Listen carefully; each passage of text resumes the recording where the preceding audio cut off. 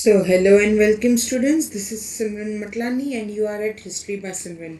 ये वीडियो है Maharashtra board class 10 के स्टूडेंट्स के लिए और इस वीडियो में हम पढ़ने जा रहे हैं हिस्ट्री का chapter 2 historiography Indian tradition. Students, history का चैप्टर 1 मेरे यूट्यूब चैनल पे है, आपको प्लेलिस्ट मिल जाएगी महाराष्ट्र बोर्ड क्लास 10 हिस्ट्री की। ये जो चैप्टर है ये हम करने वाले हैं 3 पार्ट्स में और ये उसका पहला पार्ट है। सो स्टूडेंट्स, आपसे रिक्वेस्ट है आगे बढ़ने से पहले कि आप चैप्टर 1 को जाके मेरे चैनल पे देख लें। सो चैप्टर के साथ आगे बढ़ने से पहले here is something you should know about मी।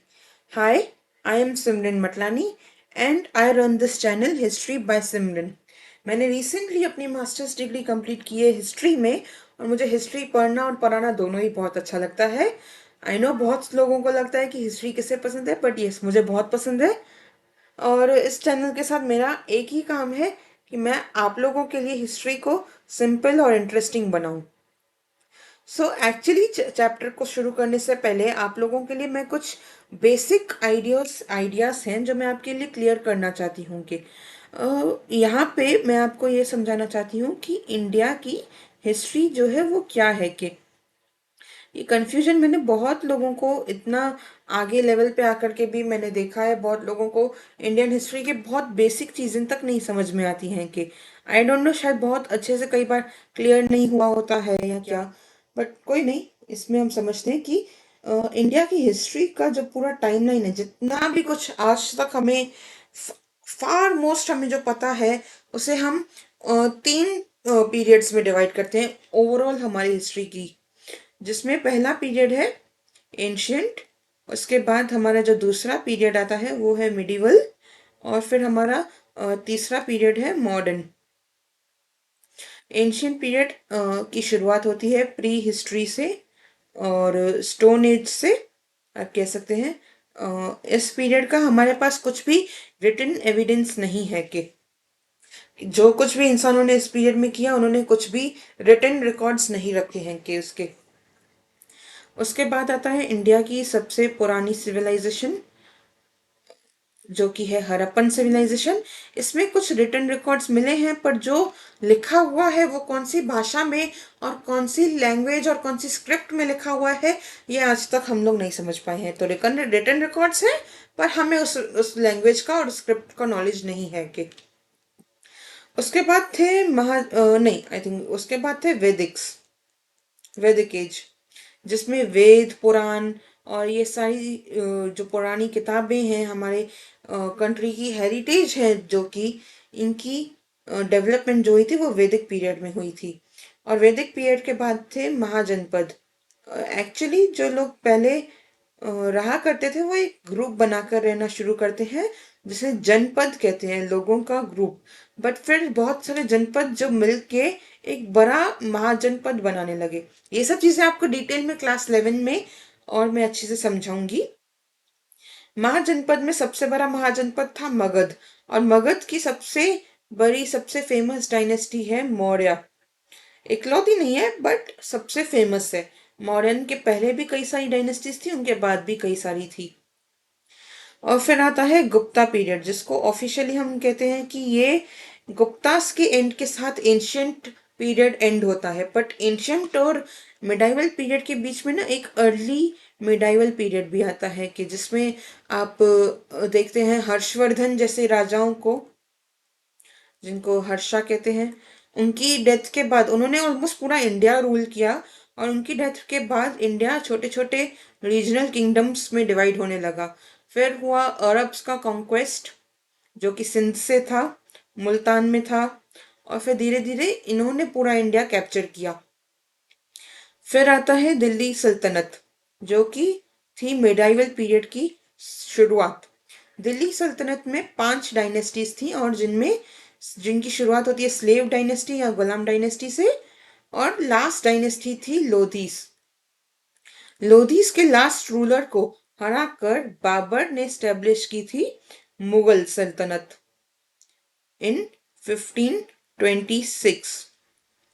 1526 से ऑलमोस्ट 1700 तक मुगल्स का राज रहा इंडिया पर। और उनके बाद हालांकि ऐसा नहीं है कि 1700s में ही एकदम से डिसइंटीग्रेट हुए, नहीं। औरंगजेब को कहते हैं कि मुगल्स का लास्ट स्ट्रॉन्ग एम्परर था, बट उनके बाद जो प्रॉब्लम्स आई उनकी वजह से Mughal empire over a period of 150 years, करीबन 1857 तक ये चला, कि 1700 से 1857 तक ये धीरे धीरे करके डिक्लाइन होने लगे। इनके बीच में ब्रिटिशर्स और कई सारी यूरोपियन पावर्स, जैसे कि पोर्चुगल, जैसे कि डच, जैसे फ्रेंच, ये सब इंडिया में आए, बट ब्रिटिशर्स के आगे टिके नहीं। फिर आया ब्रिटिश राज। पहले ये कंपनी के तौर पर आए थे ट्रेड करने के लिए, और इन्होंने जो टेरिटरीज ऑक्यूपाई की वो 1858 के करीब कंपनी से छीनकर मोनार्की के अंदर चली गई। मतलब सीधा राजा या रानी जो भी ब्रिटिश पे राज करेंगे वो डायरेक्ट रूल होगा उनका इंडिया पे या ईस्ट इंडिया कंपनी की टेरिटरी पे। यहाँ से शुरू हुआ इंडिया में ब्रिटिश राज, और उसके बाद चला इंडिया का इंडिपेंडेंस पीरियड, जिसके बारे में आपने बहुत सुना होगा कि गांधी जी थे, उसके बाद बाल गंगाधर तिलक थे, लाला लाजपत राय थे, फिरोज शाह मेहता थे, और ऐसे बहुत सारे नाम थे, बट मैं अभी उसमें नहीं जाऊंगी। मेरा काम था आपके लिए ये बेसिक्स क्लियर करना। तो एंशियंट पीरियड का जो टाइम था, एक टाइम भी मैं आपको बता देती हूँ। एंशियंट पीरियड का टाइम जो था वो करीब करीब आप कह सकते हैं कई मिलियन ईयर्स पहले शुरू होता है, और ऑलमोस्ट आप कह सकते हैं 500 एडी तक चलता है। 500 एडी से करीबन 1200 तक आप कह सकते हैं अर्ली मिडाइवल पीरियड चला, और फिर जैसे मैंने आपको कहा दिल्ली सल्तनत 1200 एडी से शुरू हुई थी और 1500 तक चली। मुगल्स आए, मुगल्स का डिक्लाइन हुआ, और उसके बाद ब्रिटिशर्स का रूल हुआ जो करीबन 1757 से कंपनी ने शुरू किया था, और 1858 में कंपनी से लेकर क्राउन पर शिफ्ट हो गया, जो कि करीबन चला 1947 तक, जब इंडिया को इंडिपेंडेंस मिला। सो ये था एंशियंट, मिडिवल, मॉडर्न, उसकी इम्पोर्टेंट कुछ डायनेस्टीज, कुछ इम्पोर्टेंट इवेंट्स, कुछ इम्पोर्टेंट लोग जो आपको पता होने चाहिए। और मैंने अभी आपकी हिस्ट्री, इंडिया की हिस्ट्री क्यों मैंने इतनी क्लियर की जब हम हिस्टोरियोग्राफी की बात कर रहे हैं, क्योंकि बहुत लोगों को ये कंफ्यूजन कॉन्स्टेंटली रहता है कि हिस्टोरियोग्राफी और इंडिया की हिस्ट्री और इंडियन हिस्टोरियोग्राफी ये बहुत इंटरचेंजेबल है। बहुत लोगों को लगता है कि सेम चीज है, पर नहीं है। हिस्ट्री ये थी जो मैंने अभी आपको एक्सप्लेन की, ये हमारे देश का इतिहास था। हिस्ट्री राइटिंग, हिस्टोरियोग्राफी क्या है? ये इतिहास लिखना है। मैंने जो आपको समझाया एंशियंट, मिडाइवल, मॉडर्न, ये हुआ, वो सब हिस्ट्री थी। मैं अगर इसको बैठ के लिखूं किसी एक नजरिए से, तो वो होगी हिस्टोरियोग्राफी। अगर मैं किसी पीरियड को लेके किसी हड़प्पन चलिए मैं हड़प्पन सिविलाइजेशन लेती हूँ या मैं गुप्ता पीरियड लेती हूँ, मुझे उनके बारे में स्टडी करना है, रिसर्च करना है, उनके डॉक्यूमेंट्स पढ़ के उनकी चीज़ें, क्वाइंस, इंस्क्रिप्शंस, ये सब देख के मैं उनका इतिहास लिखना चाहती हूँ, तो वो होगा historiography. I hope you are getting it now कि हिस्ट्री में और हिस्टोरियोग्राफी में क्या फर्क है। हिस्ट्री इतिहास है और हिस्टोरियोग्राफी इतिहास लिखना होता है। Just give me a second. So इस चैप्टर को हम 3 पार्ट्स में क्यों पढ़ रहे हैं ये भी मैं आपको बता देती हूँ। पहला जो पार्ट होगा ना उसमें हम इंडियन हिस्टोरियोग्राफी का ट्रेडिशन देखेंगे, यानी कि इंडिया में जैसे मैंने आपको बताया 3 पीरियड्स थे, एंशियंट, मिडाइवल, मॉडर्न। तीनों पीरियड्स में लोग, राइटर्स, हिस्टोरियंस और स्कॉलर्स हिस्ट्री को कैसे लिखते थे ये हम पहले देखेंगे। उसके बाद हम देखेंगे पर्सपेक्टिव्स जो कि डेवलप हुए थे ब्रिटिश पीरियड में, और तीसरे पार्ट में भी हम देखेंगे पर्सपेक्टिव्स जो कि डेवलप हुए थे पोस्ट इंडिपेंडेंस पीरियड में। अब ये पर्सपेक्टिव्स क्या है? आपने आप लोगों में से कई सारे लोग होंगे जो शायद फिक्शन पढ़ने का शौक रखते होंगे, फिक्शनल नॉवेल्स पढ़ते होंगे। आप लोगों ने देखा है कि फिक्शन में भी ना बहुत सारे जॉनरा होते हैं कि जैसे कि डिटेक्टिव स्टोरीज होती हैं। कुछ कुछ राइटर्स होते हैं जो डिटेक्टिव स्टोरीज लिखते हैं। कुछ होते हैं जो रोमांस पे फिक्शन लिखते हैं, रोमांटिक फिक्शंस लिखते हैं कि। और कुछ होते हैं जो हॉरर फिक्शंस लिखते हैं कि। ये जैसे इसको आप कह सकते हैं राइटर का पर्सपेक्टिव या राइटर की चॉइस, उनका इंटरेस्ट। वैसा ही हिस्ट्री में भी होता है कि हिस्ट्री में भी बहुत लोगों के, बहुत सारे स्कॉलर्स और हिस्टोरियंस के अपने अलग अलग पर्सपेक्टिव, हिस्ट्री लिखने के अपने अपने नजरिए होते हैं कि जिसको हम पर्सपेक्टिव या आइडियोलॉजी की, हिस्टोरियोग्राफी की आइडियोलॉजी के तौर पे इस चैप्टर में हम पढ़ेंगे। शुरू करते हैं इस चैप्टर के साथ फाइनली, हिस्टोरियोग्राफी इंडियन ट्रेडिशन।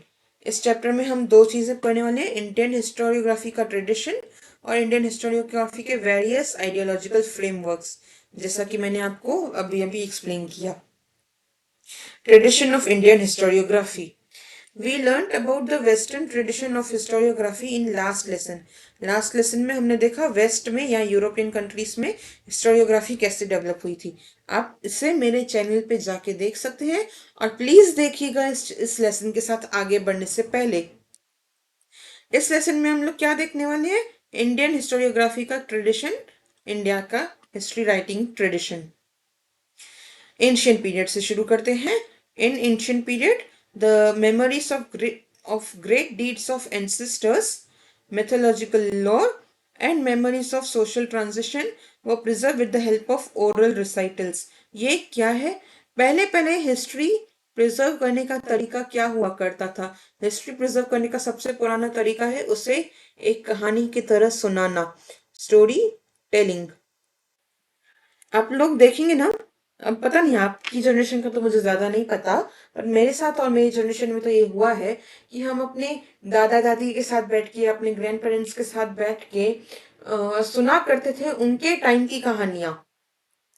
और वो कई बार अपने ग्रैंड पेरेंट्स के बारे में, अपने पेरेंट्स के बारे में और अपने बचपन के बारे में बताते थे। तो वो क्या था, वो उनकी स्टोरी टेलिंग का तरीका था, उनके लाइफ की हिस्ट्री का। और कई बार उनके पेरेंट्स की लाइफ की हिस्ट्री का और कई बार उनके ग्रैंड पेरेंट्स की लाइफ की हिस्ट्री का। तो सोचो अगर आपके दादा दादी आपको बैठाकर अपने दादा दादी के बारे में बता रहे हैं तो आप बेसिकली चौथी पांचवी जनरेशन होंगे जो इतने पुराने 100-200 साल करीबन पुराने इवेंट्स के बारे में शायद सुनोगे। तो वो बेसिकली होता है कि वर्बली हिस्ट्री को पास ऑन करना कहानियों के तौर पे। सबसे पहले हिस्ट्री को लिखने की शुरुआत होने से भी पहले हिस्ट्री को वर्बली कहानियों की तरह सुनाया जाता था। लोग अपने पूर्वजों की, अपने एंसेस्टर्स की ग्रेट डीड्स को कहानियों की तरह रिसाइट करते थे, सुनाते थे। माइथोलॉजिकल लोर यानी कि मिथ मिथ कहानियां जो वो बनाते थे उनके आसपास की चीजों से, अपने उनके आसपास के कल्चर से। और सोशल ट्रांजिशन, जैसे आपने सुना होगा एक जनरेशन दो जनरेशन पहले आप सुनोगे कि अरे हम लोग स्कूल जाते थे तो नदी पार करके, पहाड़ पार करके 12 किलोमीटर चल के जाते थे। फिर आप एक जनरेशन आ गया, वो कहेंगे नहीं हम लोग तो स्कूल बस से जाते थे। तो वो सोशल ट्रांजिशन है या नहीं कि हमारे पेरेंट्स जैसे हमें कहानी सुनाते हैं, हम लोग सुनाएंगे अरे हम लोग तो बस मस्त घर में बैठ के अपने लैपटॉप पे, अपने मोबाइल पे, यूट्यूब पे लेक्चर सुनते थे, हमारा उसमें ही पढ़ाई हो जाती थी। हमको ना 12 किलोमीटर चल के जाना पड़ता था पढ़ने के लिए, ना हमको कोई स्कूल बस पकड़नी पड़ती थी। तो ये सोशल ट्रांजिशन है या नहीं है? आप लोगों ने भी कोई इंटरेस्टिंग कहानियां सुनी हो अपने पेरेंट्स से तो बताइएगा। आगे बढ़ते हैं। The inscription on the Harappan seals and other artifacts confirm India had mastered the art of history writing, the art of writing as early as 3rd millennium BCE or perhaps before that. However, the Harappan script is not successfully yet deciphered. इसको मैं आपको एक picture दिखा के समझाती हूँ। आप लोगों को ये फोटोज दिख रहे हैं, ये है ना, इनको हरप्पन कॉइन्स और सील्स कहते हैं। इनके ऊपर ना कुछ ऐसा सिंबल या कुछ ऐसा इंस्क्रिप्शन है जो किया गया है, जो हमको आज तक समझ में नहीं आया है कि ये क्या है, क्योंकि इन्होंने ये क्या लैंग्वेज यूज की है या कौन सी स्क्रिप्ट यूज की है हमको नहीं पता। अच्छा, लैंग्वेज और स्क्रिप्ट में भी मैंने बहुत लोगों को कंफ्यूज होते देखा है।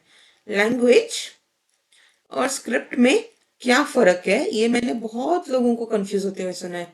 आप लोग आजकल व्हाट्सएप करते हो ना कि नोट्स भेज, मानो आपने अपने दोस्त को मैसेज किया कि नोट्स भेज, आपने इंग्लिश अल्फाबेट्स यूज किए, यानी आपने जो स्क्रिप्ट यूज की वो इंग्लिश थी, लेकिन आपने क्या लिखा, नोट्स भेज, यानी वो एक हिंदी में आपने लिखा भेज, सेंड कर। तो वो कौन सी लैंग्वेज हो गई, वो हो गई हिंदी। स्क्रिप्ट कौन सी है, इंग्लिश। लैंग्वेज कौन सी है, हिंदी। यही फर्क होता है लैंग्वेज और स्क्रिप्ट का, और कुछ नहीं है, इतना कॉम्प्लिकेट मत करिएगा। वैसा ही है हरप्पन्स के साथ, ना हमें ये पता है कि ये कौन सी भाषा है, ना ये पता है कि ये कौन सी स्क्रिप्ट है। अगर आप लोगों को इंटरेस्ट हो तो आप लोग पता कर सकते हैं, तमिलनाडु गवर्नमेंट ने बहुत बड़ा एक इनाम रखा है इनके लिए, जो ये स्क्रिप्ट है जो डिसिफर करने के लिए। The earliest known written document of historical nature found in India are in the form of inscriptions. They are dated to 3rd century before Christ era, that is Emperor Ashoka Maurya's times. His edicts are inscribed on natural rocks and stone pillars. Pillar और rock inscriptions जो है ना, वो Ashokan times के, अशोका के time में भर भर के इंस्क्रिप्शंस लिखी गई थी। भर भर के शिलालेख हैं जो हमें मिलते हैं, जो कि अर्लीस्ट नोन रिटन डॉक्यूमेंट है हिस्टोरिकल नेचर के, क्योंकि हम इनसे हिस्ट्री रिक्रिएट कर सकते हैं। आपको, मुझे लगता है मैंने यहाँ पे भी लिखा है, हाँ ये देखिए, यहाँ पे मैंने आपको ये भी समझा है कि कौन सी स्क्रिप्ट है, कौन सी लैंग्वेज है। 4 स्क्रिप्ट यूज होती थी जो अशोका ने अपनी इंस्क्रिप्शंस में की थी। जो टॉप मोस्ट यहाँ पे आप देख रहे हो ना, ये है ब्रह्मी, और टॉप राइट में मैंने जैसे लिखा है, ये है दूसरी है ना, ये है खरोष्टी, और ये है ग्रीक, एंड देन लास्ट में है अरामाइक। आज ये थोड़ी स्लो चल रही है, कोई बात नहीं। Brahmi script, Kharosthi script, Greek script और अरामैक स्क्रिप्ट, ये 4 स्क्रिप्ट्स यूज होती थी, और लैंग्वेज होती थी पाली, प्राकृत, संस्कृत, ग्रीक भाषा भी यूज होती थी। ग्रीक जान लीजिए कि स्क्रिप्ट भी है और ग्रीक लैंग्वेज भी है। ब्रह्मी जो है वो स्क्रिप्ट है, और खारोष्टी भी स्क्रिप्ट है, और आई थिंक अरामाइक भी स्क्रिप्ट और लैंग्वेज दोनों है। तो ग्रीक और अरामाइक दोनों लैंग्वेज और स्क्रिप्ट दोनों है। ब्रह्मी और खरोष्टी जो है दोनों सिर्फ स्क्रिप्ट्स हैं। ये यूज होती थी अशोका के टाइम पे। अशोका ने स्टोन और पिलर, इन दो चीजों का इस्तेमाल किया था अपने टाइम पे इंस्क्रिप्शंस के लिए। इन इंस्क्रिप्शंस में वो क्या लिखता था, इन इंस्क्रिप्शंस में वो बुद्धिज्म रिलेटेड, धर्म रिलेटेड बातें लिखता था।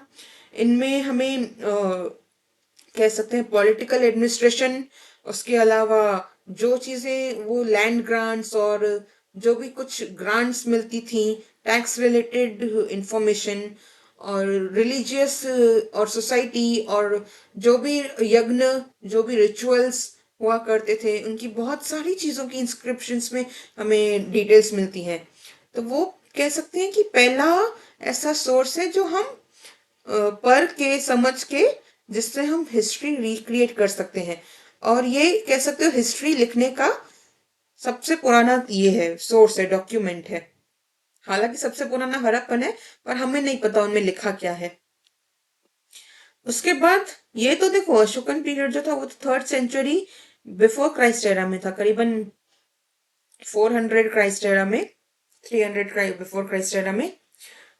From the 1st century Christ era, यानी आफ्टर क्राइस्ट, क्राइस्ट एरा मतलब after the birth of Christ, जो 1st सेंचुरी में हमें इंस्क्रिप्शंस मिली, वो मिलने लगी हमें कॉइन्स पे, मेटल इमेजेस में, और स्कल्पचर्स बनते थे, और कॉपर प्लेट्स का इस्तेमाल होता था। पहले क्या था, रॉक और पिलर का इस्तेमाल किया अशोका ने। उसके बाद कॉपर प्लेट इंस्क्रिप्शंस भी बननी शुरू हुई। आपको आई थिंक यहाँ पे एक कॉपर प्लेट का डिटेल दिया गया है, Sohgaura, Sahgaura copper plate. The copper plate was found in Sahgaur district, Gorakhpur, Uttar Pradesh. यहाँ पे ये कॉपर प्लेट मिलती है, एक इंस्क्रिप्शन मिलती है कॉपर प्लेट पे। It is suppose to be from Mauryan period.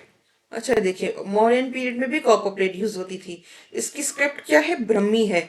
The symbol known as tree in railing and mountain at the beginning of inscription also occurs on punch marked coins. Coins के भी बहुत varieties थी। एक थी punch marked coins.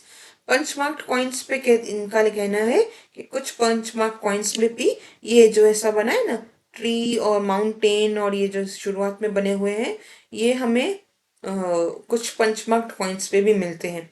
और ये जो यहाँ पे लैंग्वेज आप देख रहे हो ना इस्तेमाल की गई है, ये ब्रह्मी स्क्रिप्ट है, लैंग्वेज नहीं स्क्रिप्ट है। Another symbol which looks like a structure erected on four pillars. ये मैंने अभी आपको जो सर्कल किया, पता नहीं शायद दिखा या नहीं, मैं देखती हूँ। ये वाला, ये जो स्ट्रक्चर है ना यहाँ पे, आप देखिए ये फोर पिलर्स पे, ये जो है, ये इनके लिए क्या लिखा है, suppose to indicate of a granary, एक अनाज स्टोर करने की एक ग्रैनरी है। The inscription records a royal order that the grain stored in granary should be distributed carefully. अच्छा, ये क्यों है कि ये क्यों कहना है कि ये जो चार पैरों वाली आपको स्ट्रक्चर दिखता है वही ग्रैनरी, एक अनाज स्टोर करने की जगह है, क्योंकि ये जो ब्रह्मी स्क्रिप्ट में लिखा है ना, ये लिखा है कि जो अनाज ग्रैनरी में स्टोर होता है ना, वो संभाल के डिस्ट्रीब्यूट किया जाना चाहिए। It is suppose to be suggestive of precautions taken in times of famine. कई बार सूखा बहुत जल्दी पड़ता था, तो कभी सूखा पड़ जाए तो क्या करना है, इसके लिए ये एक प्रिकॉशन के तौर पर एडिक्ट है, कॉपर प्लेट है कि अनाज जो है इसको संभाल के डिस्ट्रीब्यूट करिए, क्योंकि फेमाइन के तौर टाइम पे, सूखे के टाइम पे वो अनाज हमें काम आएगा। यहाँ पे हम देख रहे थे फर्स्ट सेंचुरी क्राइस्ट एरा में कॉइन्स पे, कॉपर प्लेट्स पे क्या क्यों इंपॉर्टेंट है, हिस्टोरिकल इंफॉर्मेशन मिलती है। We get the dates of various kings, dynastic genealogy, territorial extent and administration of various empires and kingdoms, and also important political events, social organization, climate, famine, etc. of the respective times। इसको मैं एक simple photograph दिखा के समझाती हूँ। ये एक coin है जिसपे कुशाना के एक राजा, कुशान डायनेस्टी या कुशान पीरियड के एक राजा थे, हविष्क, यहाँ पे नाम दिया है हविष्क का। इनकी ये कॉइन है जो कि गोल्ड में है, और इसमें जो इंस्क्रिप्शन है ना वो खरोष्टी में की गई है, और यहाँ पे जो देखा है मेटल है वो गोल्ड है। अभी इससे हमें क्या पता चलता है, यहाँ पे आप देखोगे ना, एक साइड पे राजा की जो तस्वीर है वो कार्व की गई है, और एक एक साइड पे एक डेटी, एक भगवान की।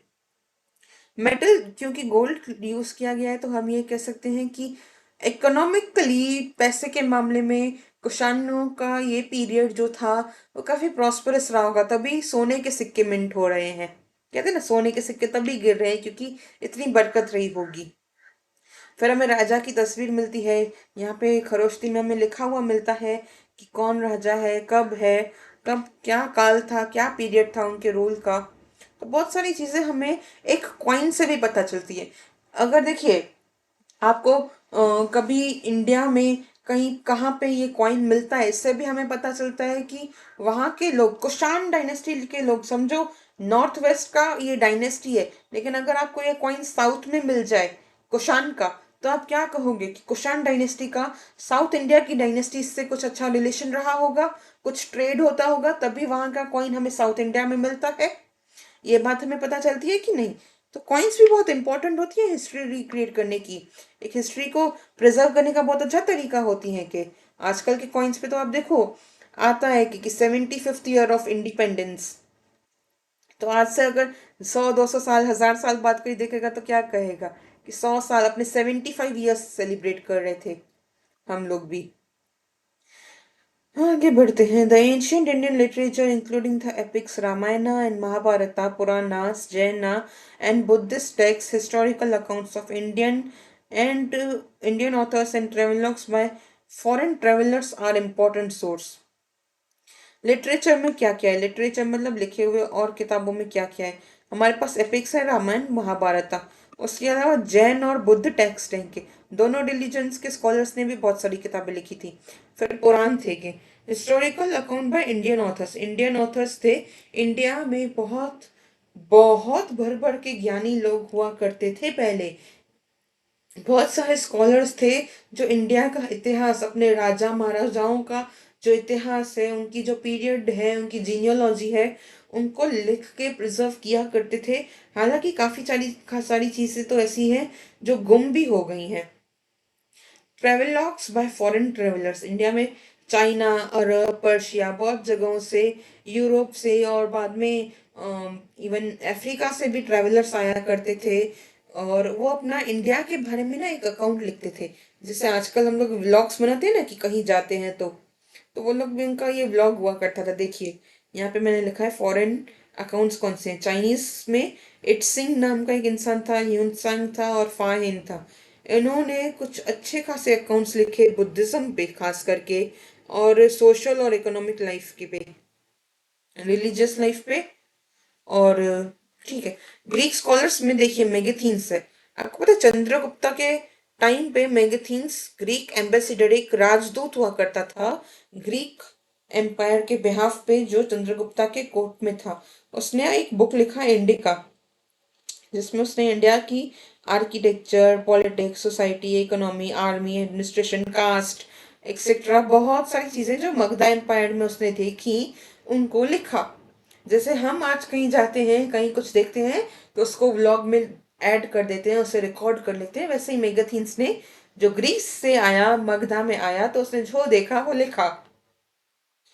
इन his works he refers to Chandragupta as Sandrocottus, और अकाउंट्स ऑफ हेरोडेटस, हेरोडेटस के बारे में मैंने आपको पिछले वीडियो में बताया था।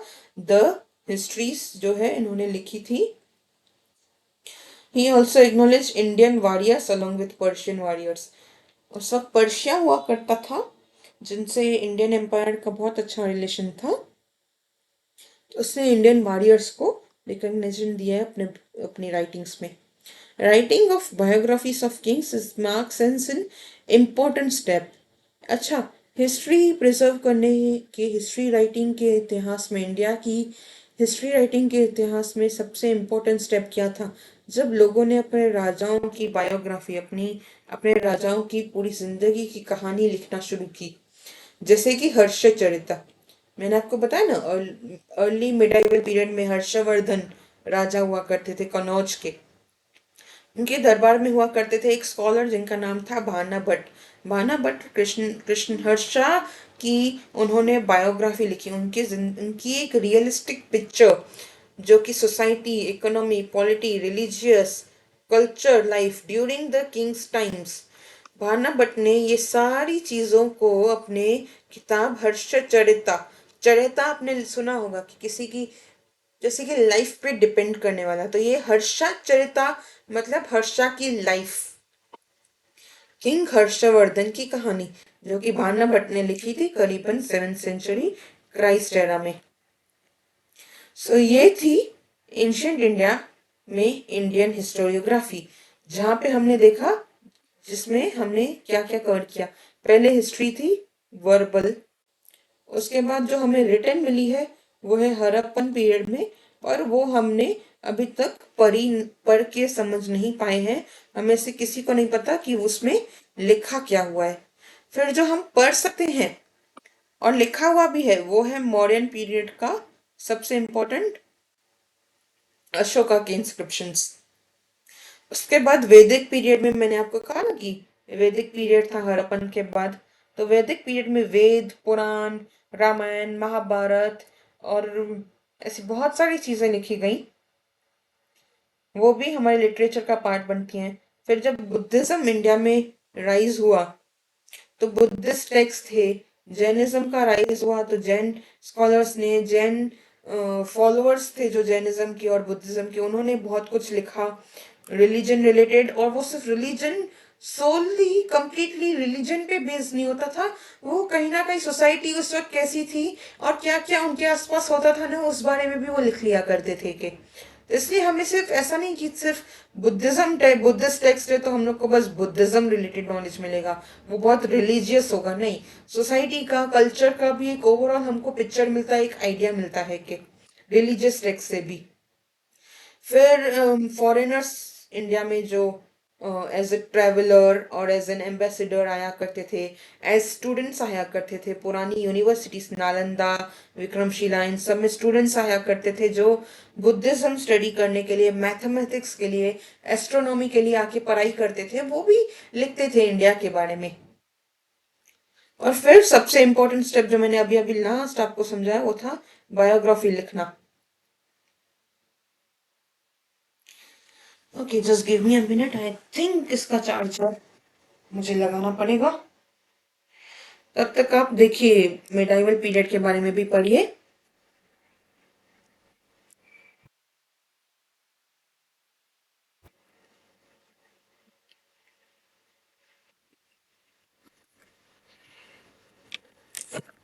ओके, सो हिस्टोरियोग्राफी इन मेडाइवल पीरियड, हमने अब तक जितना पढ़ा वो एंशियंट पीरियड के बारे में हमने पढ़ा। अब हम देखते हैं कि मेडाइवल पीरियड में हिस्ट्री राइटिंग का क्या नेचर था, क्या स्कोप था, क्या हुआ था, क्या नहीं हुआ था। The style of writing Raj Tarangini by the Raj Tarangini, the history of Kashmir by Kalhan in 12th century criteria is quite close to the concept of modern historiography. राज तरंगिनी क्या है कि राज तरंगिनी बेसिकली कल्हान ने लिखी थी 12th सेंचुरी क्राइस्ट एरा में। उन्होंने पूरी history की कश्मीर की जो पूरी हिस्ट्री है ना, वो इसमें लिखनी चाहिए। इस बुक के लिए ये क्या लिखा हुआ है कि जो आज मॉडर्न हिस्टोरियोग्राफी का कॉन्सेप्ट जैसा हम देखते हैं ना, कि आप बहुत ऑब्जेक्टिवली लिखिए, बिना किसी बायस के लिखिए, और जो रिलायबल सोर्सेस हैं उन्हीं में से आप हिस्ट्री को इंटरप्रेट करिए। तो ये बहुत सिमिलर ये सारे प्रिंसिपल्स थे जो कल्हान ने भी अप्लाई किए थे हिस्ट्री ऑफ कश्मीर लिखने के लिए राज तरंगिनी में। राज तरंगिनी पे ना जो सबसे एक्सटेंसिव काम हुआ है ना, वो M.A. स्टीन ने किया है, जिन्होंने कई वॉल्यूम्स में राज तरंगिनी को समराइज किया है, उनके कंटेंट को एनालाइज किया है। कि Kalhana himself says that he wrote this text after critically examining various sources like inscriptions, coins, remains of ancient monuments, dynastic records, local traditions.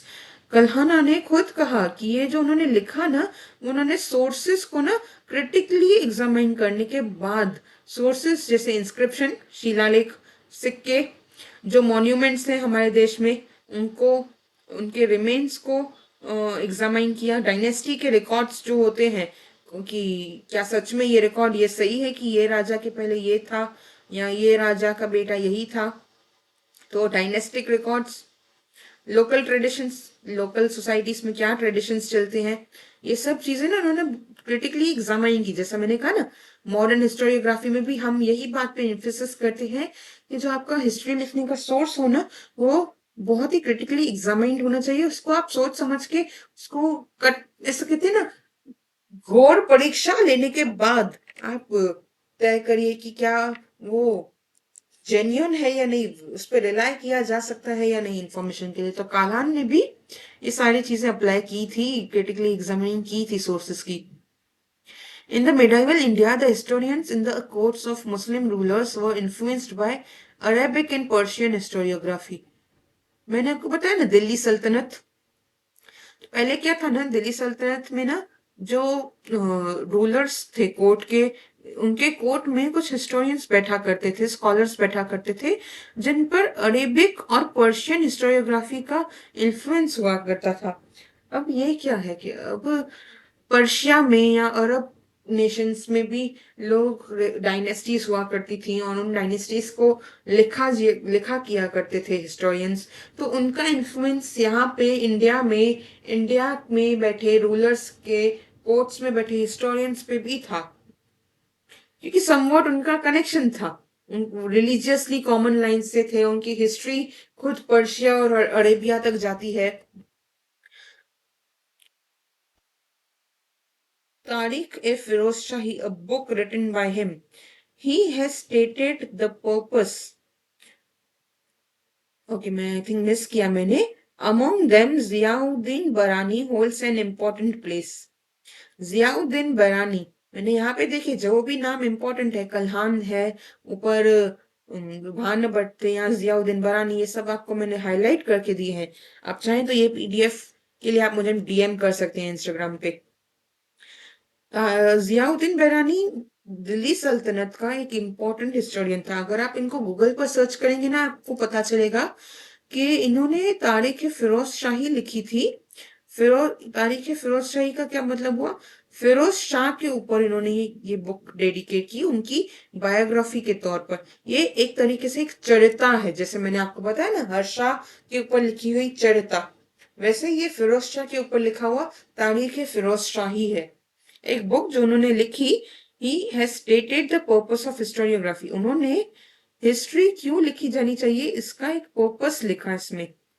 अब वो क्या था, यहाँ पे आप देखेंगे, मैंने बुक का नाम है ना वो येलो में, और जो कंटेंट है बुक का वो मैंने ब्लू कलर में हाईलाइट किया है। According to him, the historian's duty is not limited only to the recording of the ruler's valor and the policies of welfare, but he should also write about the ruler's failings and incorrect policies.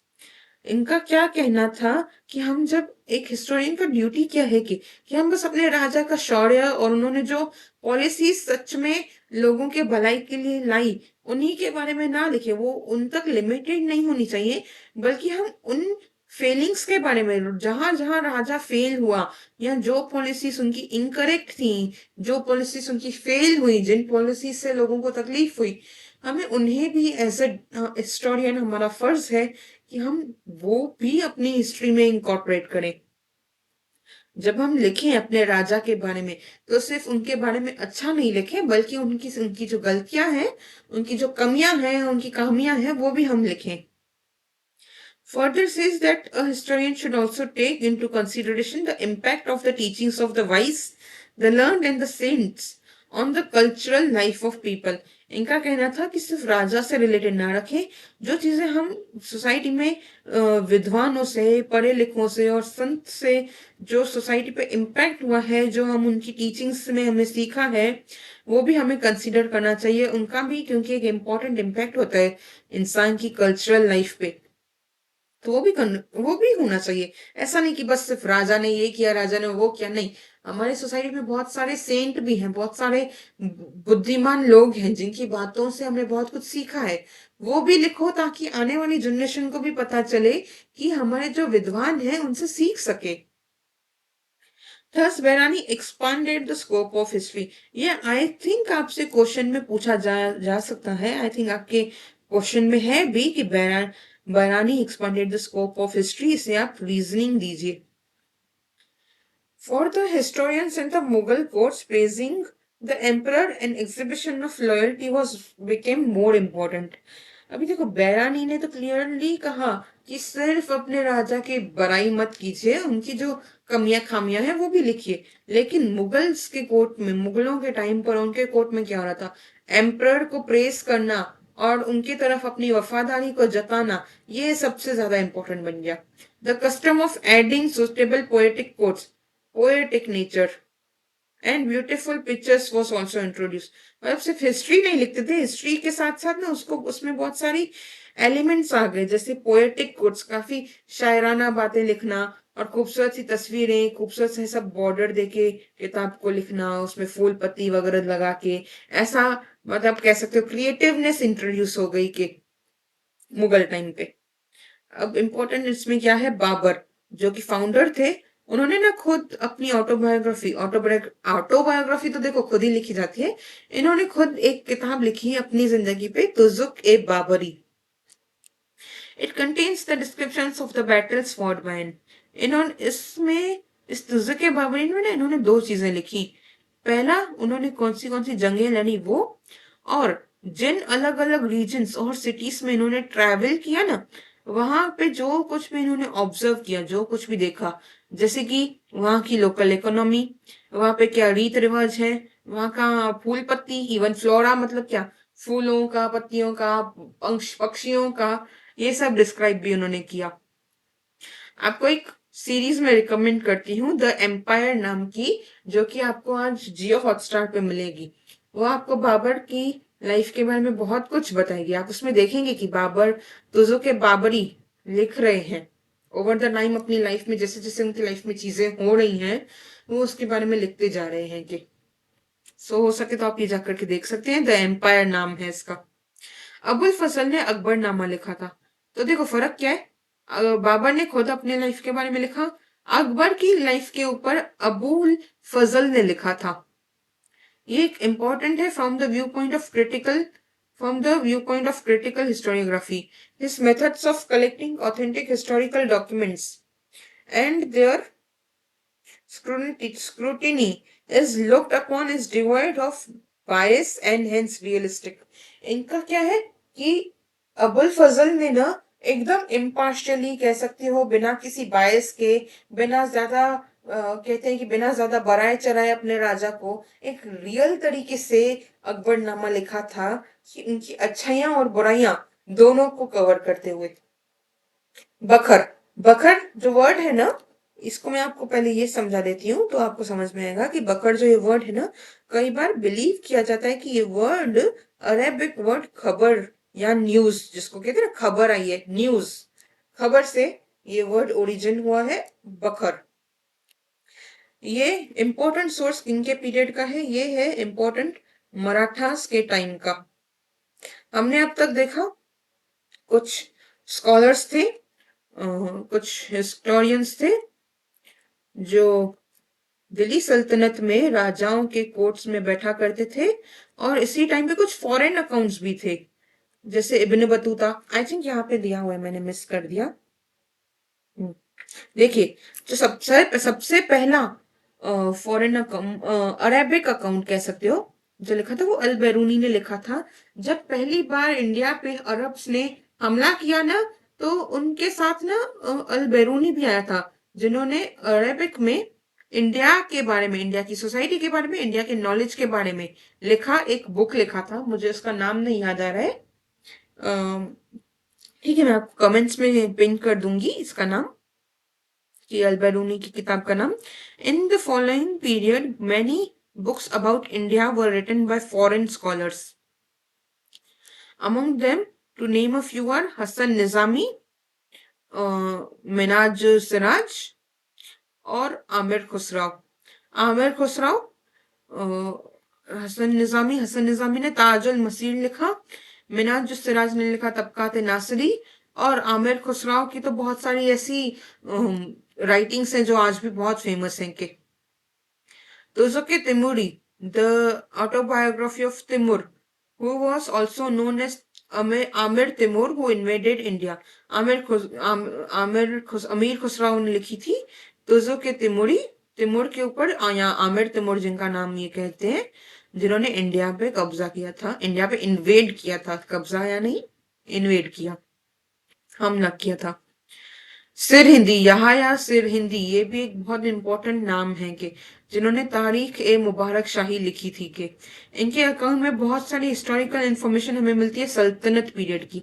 मैंने आपको क्या explain किया कि आपको medieval period के बारे में, कि मिडाइवल पीरियड की जो शुरुआत हुई थी ना, वो अरब हर्षवर्धना के डिक्लाइन के बाद अरब्स के कॉन्क्वेस्ट पे हुई थी। जब अरब्स ने कॉन्क्वेस्ट किया, उस वक्त सबसे एक इम्पोर्टेंट आप कह सकते हैं पर्सन थे घोड़ी, जो कि जिनका सेंटर था घोड़।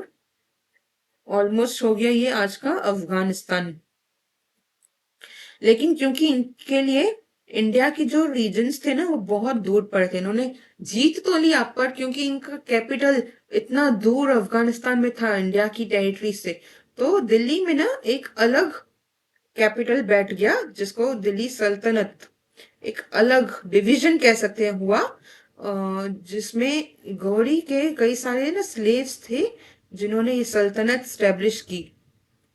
तो दिल्ली में स्टैब्लिश करने वाले जो थे उनका नाम था ऐबक। ऐबक के बाद स्लेव डायनेस्टी के बाद कई सारी और करीबन 4 डायनेस्टीज आई थी, और इन चारों ही डायनेस्टीज के टाइम पे ना बहुत सारे हिस्टोरियंस थे जो अरब से और पर्शियन कंट्री से यहाँ आते और इंडिया के बारे में लिखते थे। उनके पास फॉरेन ट्रेवलर्स, ये तो फॉरेन हिस्टोरियंस थे। ये फॉरेन ट्रेवलर्स कौन थे? इब्न बतूता मोरक्को से, अब्दुल रजाक, उसके बाद Marco Polo, Niccolo Conti, Barbosa, Domingo Paes, ये सब भी थे जो हमें हिस्टोरिकल इंफॉर्मेशन देते हैं मिडाइवल इंडिया की। ये सिर्फ दिल्ली सल्तनत की नहीं बल्कि मिडाइवल पीरियड की इंफॉर्मेशन देते हैं। ईश्वर दास नागर, भीमसेन सक्सेना, काफी खान, निकोलो मनुषी और among the historians of the Aurangzeb's time. ये जो नाम है ना, ईश्वर दास नगर, भीमसेन सक्सेना, काफी खान, निकोलो मनुषी, ये सब औरंगजेब के टाइम पे थे। whose accounts are important source of Mughal history. देखिए, एक चीज और है जो मुझे आपको लगता है मैंने आपको बताई नहीं मिडाइवल टाइम्स के बारे में, कि नॉर्थ इंडिया में तो देखिए दिल्ली, यहाँ पे तो सल्तनत और फिर मुगल्स का रूल हुआ, पर उसके अलावा डेक्कन में एक इम्प्रूवमेंट क्या थी, एक मेजर डेवलपमेंट क्या थी? मराठा एम्पायर। साउथ में एक मेजर डेवलपमेंट क्या थी? वो थी विजयनगर। आपने वो पता नहीं सोनी सब पे वो शो देखा होगा, तेनालीरामा, जो कि कृष्णदेव राय के कोर्ट में। तो कृष्णदेव राय जो है वो विजयनगर एम्पायर के सबसे प्रोमिनिएंट किंग है। मराठास में आपने सुना होगा छत्रपति शिवाजी महाराज, जिन्होंने मराठा एम्पायर की स्थापना की। तो ऐसा नहीं है कि सिर्फ सल्तनत और मुगल्स के टाइम पर ही की हिस्ट्री हमने रिकॉर्ड की है। मराठास एम्पायर में भी और विजयनगर एम्पायर में भी बहुत सारे फॉरेन ट्रेवलर्स थे जो आए थे, और उन्होंने भी उस पीरियड के बारे में, हमारे राजाओं के बारे में और हमारी सोसाइटी के बारे में लिखा। बखर, one of the earliest genre of medieval Marathi literature. Medieval period में मराठी लिटरेचर, टाइम पीरियड कौन सा, लैंग्वेज कौन सी, और किसका पार्ट है? लिटरेचर का। हमारे लिखे पढ़े जो किताबें हैं ना, हमारे लिटरेचर है ना, मराठी लिटरेचर, उसका अर्लीस्ट जॉनर है बखर। करीब करीब 200 बखर लिखे गए हैं 17th to 19th सेंचुरी के बीच में, जिसमें ज्यादातर जो है वो रिकॉल करते हैं actions of Maratha ruler Chhatrapati Shivaji Maharaj. कई सारे बखर है ना, उन्हीं की लाइफ के अराउंड लिखे गए हैं कि, और वो कंसीडर किए जाते हैं एक वैल्यूएबल सोर्स मराठास की हिस्ट्री को रिक्रिएट करने का। टेक्स्ट बुक के हिसाब से हम क्या है पढ़ते हैं? Bakar is an important type of historical document of medieval times, particularly of Maratha Empire. It contains eulogies of the heroes and stories of historical events, battles, lives of great men. जैसे lives of great men मैंने कहा Chhatrapati Shivaji Maharaj, even Sambhaji Maharaj, and even Chhatrapati Rajaram और शाहू महाराज, इनके भी बखर हैं। लोगों के साथ साथ ये बखर किन चीजों पे लिखे हैं, इनका इनका जो कॉन्सेप्ट है, बखर का कॉन्सेप्ट तो देखिए मैंने आपको समझा दिया, पर इनका जो कंटेंट है वो क्या हुआ करता था, उनमें इयोलॉजी यानी कहानियां या हीरोज की, और कहानियां हिस्टोरिकल इवेंट्स की, जैसे पानीपत की लड़ाई, बैटल्स की, और ग्रेट मैन की, ये सब इनमें मेंशन था। मराठी बखर आर ऑफ वेरियस टाइप्स। सभासद बखर, जो कि कृष्णा जी अनंत सभासद, ये बहुत इंपॉर्टेंट है, प्लीज आप इसको मत भूलिएगा कि सभासद बखर कृष्णा जी अनंत सभासद ने लिखा था during the reign of Chhatrapati Rajaram Maharaj. It is an important bakhar for getting information about rule of Chhatrapati Shivaji Maharaj. Chhatrapati Shivaji Maharaj के कार्यकाल के बारे में अगर हमको जानना है तो सभासद बखर एक बहुत ही रिलायबल सोर्स है। कि बाहू साहेबांची बखर, जो कि बैटल ऑफ पानीपत पे है। देखिए ये एक इंसान पे नहीं है, ये एक इवेंट पे है। ये जो है एक ह्यूमन पे है, वो है हमारे राजा छत्रपति शिवाजी महाराज। ये जो है वो एक इवेंट पे है। कौन से इवेंट पे? एक बैटल पे। कौन सी बैटल पे? पानीपत की बैटल में। एक और बखर है पानीपताची बखर, नाम में ये पानीपताची बखर, ये भी सेम इवेंट के बारे में है। होलकरांची कायफियत provides information about Holkar. Ahilyabai Holkar का नाम आपने सुना होगा, और उनके कंट्रीब्यूशन। होलकर्स जो थे मराठास के ही एक कह सकते हैं सब्सिडरी है, उनके बारे में ये होलकरांची का कैफियत जो है वो सेम इनके कंट्रीब्यूशन के बारे में बताती है। Bakhars can be divided in various types such as biography of king, जैसे सभासद बखर एक बायोग्राफी है छत्रपति शिवाजी महाराज की। डायनेस्टिक हिस्ट्री, डायनेस्टी है ना, पूरी की पूरी डायनेस्टी है मराठास तो पूरी डायनेस्टी की हिस्ट्री। डिस्क्रिप्शन ऑफ इवेंट्स, जैसे पानीपत का event. History of a sect, किसी पर्टिकुलर सेक्ट, जैसे होलकर्स थे, वो एक सेक्शन थे मराठास का, तो हिस्ट्री ऑफ सेक्ट। ऑटोबायोग्राफी, स्वयं अपना इतिहास लिखना, उसको कहते हैं ना अपनी कहानी खुद लिखना, ऑटोबायोग्राफी, खुद खुद की बायोग्राफी लिखना। रिगार्डिंग ग्रीवेंसेस, जो भी कंप्लेन्स ग्रीवेंसेस रिगार्डिंग थे। बेस्ड ऑन माइथोलॉजी, कुछ कुछ थे जो रियल लाइफ इवेंट्स पे कम, और माइथोलॉजी अपने ईश्वर परमेश्वर पे बेस ज्यादा हुआ करती थी, माइथोलॉजी की कहानियां। And straight administration by a king, राजा का जो एडमिनिस्ट्रेशन है, जो प्रशासन है, उस पे भी पकड़ लिखे गए हैं। सो ये तो हो गया हमारा मिडाइवल पीरियड और एंशियंट पीरियड में। आपको छोटा सा रिवीजन इसके बाद दूंगी जब हम मॉडर्न पीरियड की हिस्टोरियोग्राफी कंप्लीट करेंगे। तो हमको यहाँ तक समझ में आ गया कि एंशियंट पीरियड में लोग हिस्ट्री को कैसे लिखते थे, मिडाइवल पीरियड में लोग हिस्ट्री को कैसे लिखते थे, और अब हम देखेंगे कि मॉडर्न पीरियड में क्या क्या डेवलपमेंट्स हुई। इन 20th century, the Indian archaeological exploration and research started under British rule. Archaeological excavation, exploration और research, क्योंकि देखिए हमने क्या देखा कि 17th 18th सेंचुरी में वेस्ट में साइंटिफिक मेथड डेवलप हुआ था। तो अब जब ये लोग इंडिया आए थे करीबन 17th 18th और 19th सेंचुरी में, इन्होंने अपना गवर्नमेंट इंडिया में स्टेब्लिश किया, तो वो अपने साथ साथ ये साइंटिफिक मेथड्स भी लेके आ गए। इसमें क्या है, आर्कियोलॉजिकल एक्सप्लोरेशन। आर्कियोलॉजिकल एक्सप्लोरेशन अभी मैं आपको किस वर्ड्स में समझाऊं जो आपको सिंपल समझ में आए। जैसे हड़प्पा, हड़प्पा हमको कैसे पता चला कि हमारे जो हिस्टोरियंस थे देश के और ब्रिटिश के, वो गए उस साइट पे जहाँ पे वो कुछ पर्टिकुलरली एक दो चीज उन्हें मिली जो बहुत प्राचीन काल की थी। तो उसके मिलने के बाद उन्होंने क्या किया कि जितनी भी जगह थी ना, उनको पूरा एक्सप्लोर किया, उन्हें पूरा एक्सकावेट किया, खोदा, और तब उनको पता चला कि यहाँ पे चलो एक सिविलाइजेशन थी। तो उसको कहते हैं आर्कियोलॉजिकल एक्सप्लोरेशन। पुरानी सिविलाइजेशंस, पुरानी जो भी चीजें हैं उनको ढूंढने का काम ब्रिटिश रूल के अंदर शुरू हुआ, रिसर्च शुरू हुई। A number of ancient sites excavate हुई थी under the supervision of Sir Alexander Cunningham. ये नाम आप मत भूलिएगा, ये आपको पीवाईक्यू में आया है कि आर्कियोलॉजिकल सर्वे ऑफ इंडिया के पहले डायरेक्टर जनरल कौन थे, the first director general of archaeological survey of India. ये 1861 आपकी टेक्स्ट बुक में नहीं है, ये मैंने ऐड किया है। इस साल में स्टेब्लिश हुआ था आर्कियोलॉजिकल सर्वे ऑफ इंडिया। इस देश का आर्कियोलॉजिकली एक सर्वे करने के लिए एक बॉडी बनाई गई, और उनके पहले डायरेक्टर जनरल थे सर अलेक्जेंडर कनिंघम, जिनके अंडर बहुत सारी एंशियंट साइट्स एक्सकावेट की गई के, जिनमें मेनली साइट हुआ करती थी जो बुद्धिस्ट टेक्स्ट में मिलती है। देखिए मैंने आपको कहा ना कि बुद्धिस्ट और जैन टेक्स्ट में ऐसा नहीं है कि पर्टिकुलरली सिर्फ रिलीजियस नॉलेज मिलता है, नहीं।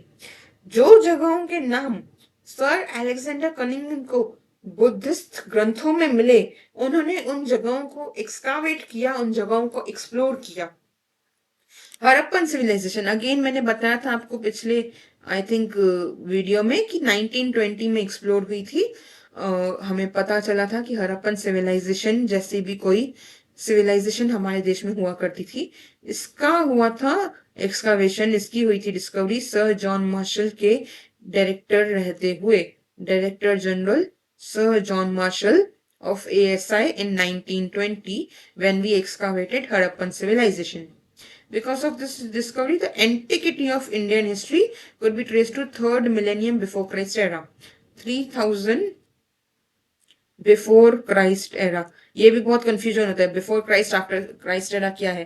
तो देखिए मान लीजिए यहाँ पे हम हैं 2025 में, और 2025 ईयर्स पहले जाएंगे ना अगर, तो यहाँ पे होता है birth of Christ, Jesus Christ का जन्म हुआ था, और जो चीजें उनके पहले हुई थी उन्हें हम कैलकुलेट करते हैं बिफोर क्राइस्ट एरा, यानी before the birth of Jesus Christ, और जो उनके बाद हुई थी उन्हें हम कैलकुलेट करते हैं क्राइस्ट एरा, या एडी में। तो हम हैं इस वक्त जीसस क्राइस्ट के बर्थ के 2025 ईयर्स के बाद। तो हम है 2025 सीई में, और हम यहाँ बात करें 3000 बिफोर क्राइस्ट एरा की, मतलब क्राइस्ट के जन्म के भी 3000 साल पहले। तो कितना हुआ ये 2025 साल, ये 3000 साल, कितना हुआ करीबन 5000 साल। हड़प्पन सिविलाइजेशन इतनी पुरानी है। थर्ड मिलेनियम बिफोर क्राइस्ट और इवन अर्लियर, हो सकता है इससे भी पुरानी। सो आई थिंक आप लोगों को मजा आ रहा होगा। आई ट्राई कि मैं जितने जैसे जैसे वीडियोस बनाती जाऊं उतनी आपके लिए क्लैरिटी बढ़ती जाए हिस्ट्री में, उतना आपका इंटरेस्ट बढ़ता जाए। Many British officials in India wrote about Indian history. अब वो इंडिया में रह रहे थे तो इंडिया की उनको कल्चर, उनका रिलीजन क्या है। देखो आप किसी देश में जाते हो तो आप नोटिस करने ही लगते हो कि आपका ये नेचर है, बाय नेचर कि आप कहीं जाओगे तो आप नोटिस करोगे कि वहां के लोग कैसे रह रहे हैं, क्या खा रहे हैं, क्या पीते हैं, क्या पहनते हैं, क्या करते हैं, रिलीजन वगैरह वगैरह वगैरह सब देखते हैं। अंग्रेज आए तो वो भी देखने लगे, और जो देखने लगे वो लिखने भी लगे। तो उन्होंने इंडिया की हिस्ट्री के बारे में भी लिखा। उनको जैसे जैसे पता चलता था ना कि ये राजा था, ये सल्तनत थी, ऐसा भी कोई राजा था, ऐसा भी कुछ हुआ था, तो वो भी लिखने लगे। पर इनकी राइटिंग में ना एक स्ट्रॉन्ग इन्फ्लुएंस था कॉलोनियल पॉलिसीज का। पॉलिसीज जैसे डिवाइड एंड रूल, पॉलिसीज जैसे I think I don't recall it, doctrine policy, doctrine of lapse एक पॉलिसी थी, डिवाइड एंड रूल एक पॉलिसी इन्होंने लाई थी कि हम इन्हें रिलीजियस बेसिस पे अलग करेंगे और उन पे राज करेंगे। तो वो एक कॉलोनियल पॉलिसी थी। उसका एक स्ट्रॉन्ग इन्फ्लुएंस दिखता था किस पे, हिस्ट्री लिखने के इनके तरीके पे। ये मैं आपको ना आगे समझाऊंगी जब हम पढ़ेंगे कॉलोनियल पर्सपेक्टिव। तो ये कॉलोनियल पर्सपेक्टिव क्या था ये मैं आपको अगले वीडियो में समझाऊंगी अच्छे से। 3 volumes of the history of British India, ध्यान दीजिएगा, the history of British India and the history of India में the history of British India लिखी थी जेम्स मिल ने, जो कि पब्लिश हुई थी 1817 में। और द हिस्ट्री ऑफ इंडिया लिखी थी माउंट स्टुअर्ट एल्फिंस्टन ने, जो कि पब्लिश हुई थी 1841, करीब करीब 22-23 साल के बाद। माउंट स्टुअर्ट एल्फिंस्टन बॉम्बे के गवर्नर थे। जेम्स मिल एक हिस्टोरियन, एक कॉलोनियल हिस्टोरियन थे। ये फर्स्ट बुक थी इंडिया की हिस्ट्री पे जो किसी ब्रिटिश हिस्टोरियन ने लिखी थी। इसमें क्लियरली क्या रिफ्लेक्ट होता है, एब्सेंस ऑफ ऑब्जेक्टिव पर्सपेक्टिव। मैंने आपको पिछले वीडियो में बताया था ऑब्जेक्टिव रहना मतलब जो जैसा हुआ एक्चुअल इवेंट्स को वैसे के वैसे डिस्क्राइब कर देने को कहते हैं ऑब्जेक्टिव रहना। आप अपना ओपिनियन शेयर नहीं करते, आप अपने बायस को नहीं बीच में लाते, आप अपने बिलीफ को बीच में नहीं लाते, अपनी सोच बीच में नहीं लाते। जो जैसा हुआ वैसा हमने लिखा बिना किसी पार्शियलिटी के। पर ये एब्सेंट थी ऑब्जेक्टिविटी, ये ऑब्जेक्टिविटी एब्सेंट थी इनके लिखने के तरीके में। और था क्या उसकी जगह, प्रीजुडिस।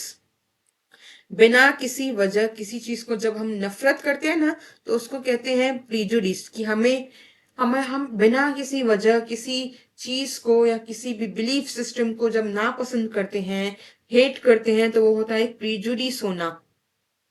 ये प्रीजुडिस क्या था इनका, कि इंडिया जो है वो एक बहुत ही बैकवर्ड देश है, सिर्फ अनसिविलाइज्ड लोग हैं, मेस्ड अप लोग हैं।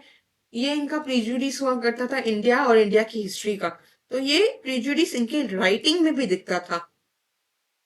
About various aspects of Indian culture, Indian culture के लिए इनका ये प्रीजुडिस था जो रिफ्लेक्ट होता था। History of India, mount Stuart Elphinstone 1841, governor of Bombay, मैंने आपको बताया। The period of Maratha Empire is very important in Indian history. Important तो है, आगे क्या, ग्रैंड डफ, इनका नाम स्टैंड आउट होता है अमंग ऑफिसर्स जिन्होंने मराठा हिस्ट्री लिखी। ग्रैंड डफ का नाम क्यों इंपॉर्टेंट है, मराठा एम्पायर के बारे में इन्होंने लिखा हिस्ट्री ऑफ मराठा, महरता। इनका लिखने का तरीका अंग्रेजों के साथ जब देखो वर्डिंग है महरता, मुझे ही प्रोनाउंस करना मुश्किल हो रहा है, आपको आता हो तो आप बताइएगा। This book is published in 3 volumes. Grant Duff's writing also shows the British inclination of condemning Indian culture and history. इनका भी वही सेम तरीका था लिखने का जो कि हमने देखा जेम्स मिल का था, उनका भी एक ब्रिटिश इंक्लाइन था। इंक्लाइन मतलब किसी एक तरफ झुकाव होना, तो उनका भी एक ब्रिटिश झुकाव था कि हमें इंडिया का कल्चर और हिस्ट्री जो है उनकी निंदा करनी है, कंडेम करना है। तो उन्होंने भी मराठा एम्पायर को, मराठा हिस्ट्री को कंडेम किया है इस बुक में, जो कि 3 वॉल्यूम्स में था। तो आप सोच सकते हैं कि उन्होंने कितना सोचा होगा। Similar tendencies witnessed in Colonel Todd's writing in about Rajasthan's history. Colonel Tod Rajasthan की हिस्ट्री में जब लिखा उन्होंने, तो उनके भी लिखावट में ऐसी चीजें हमको नजर आती हैं कि ब्रिटिश टेंडेंसी यहाँ चलती रहती थी कि देखो, एक अंग्रेज हुआ करते थे जो कहते थे कि इंडिया की हिस्ट्री में ऐसा कुछ भी नहीं है, इंटरेस्टिंग कुछ भी नहीं है। हम आए तो हमने उनको रहना सहना सिखाया, तरीका सिखाया, सिविलाइज किया, मॉडर्नाइज किया, हमने उनको टेक्नोलॉजी दी। हमारे आने से पहले ये लोग कुछ भी नहीं थे। दूसरे अंग्रेज होते हैं जिनको लगता है कि अरे इंडिया में बहुत कल्चर है, बहुत हिस्ट्री है। आप देखिए ताजमहल देखने लोग आते हैं, गोल्डन टेम्पल विजिट करते हैं। कुछ अंग्रेज ऐसे ही होते हैं और कुछ अंग्रेज बहुत स्ट्रिक्ट होते हैं, बहुत रिजिड होते हैं, प्रेजुडिस्ड होते हैं। तो ये दो अलग अलग पर्सपेक्टिव्स थे जो डेवलप हुए थे। ये पर्सपेक्टिव्स मैं आपको नेक्स्ट वीडियो में प्रॉमिस बहुत अच्छे से, बहुत डिटेल में, बहुत प्यार से समझाऊंगी। आपको लाइफ में कभी वो कंफ्यूजन नहीं रहेगा। The 2 volumes written by William Wilson Hunter, W. W. Hunter. इनकी एक कमीशन थी, हंटर कमीशन, जो कि एजुकेशन के ऊपर थी। हालांकि ये हमारा टॉपिक नहीं है, मैं मुझे लगा कि मैं आपको बता दूं। हंटर कमीशन 1882 में इंडिया में एजुकेशन सिस्टम कैसा चल रहा है इस पे उन्होंने लीड की थी। इन्होंने इंडियन हिस्ट्री के बारे में भी लिखा कि show a somewhat impartial treatment of the subject. Somewhat, पूरी तरह नहीं, बट समवॉट एक इम्पार्शियलिटी इनकी हिस्ट्री के राइटिंग में भी थी। नीलकंठ जनार्दन कीर्तने and Vishwanath Kashinath Rajwade were 2 Indian historians who took upon the task of exposing the limitation of Grant Duff's writing. इनका क्या काम था कि जो लिमिटेशंस, ये लिमिटेशंस एक्सपोज करेंगे। ग्रांट डफ ने जो लिखा है ना, वो बहुत ही गलत तरीके से लिखा है, और जो उन्होंने मिस किया है वो हम दिखाएंगे। आगे है Indian historiography various ideological frameworks, ये हम अगले चैप्टर में करेंगे। तब तक आप लोग अगले वीडियो में करते हैं, और अगले वीडियो तक आप लोग जुड़े रहिए। आपके लिए छोटा क्वेश्चन है, पर ये मैं आपको लास्ट वीडियो में बताऊंगी। तब तक के लिए आप मुझे इंस्टाग्राम पे फॉलो कर सकते हैं, और यूट्यूब पे हम लोग 100 सब्सक्राइबर्स के बहुत क्लोज है। तो आपसे रिक्वेस्ट है यूट्यूब सब्सक्राइब करिए, क्योंकि मैं क्लास 10, क्लास 11, क्लास 12 तीनों स्टैंडर्ड्स की हिस्ट्री कवर करने वाली हूँ। और यहाँ तक कि मैंने डिसाइड किया है मैं पॉलिटिकल साइंस भी आप लोगों के सिलेबस का कवर करूंगी। मिलते हैं अगले वीडियो में। तब तक के लिए आप लोग ध्यान रखिए और हिस्ट्री पढ़ते रहिए। Bye bye.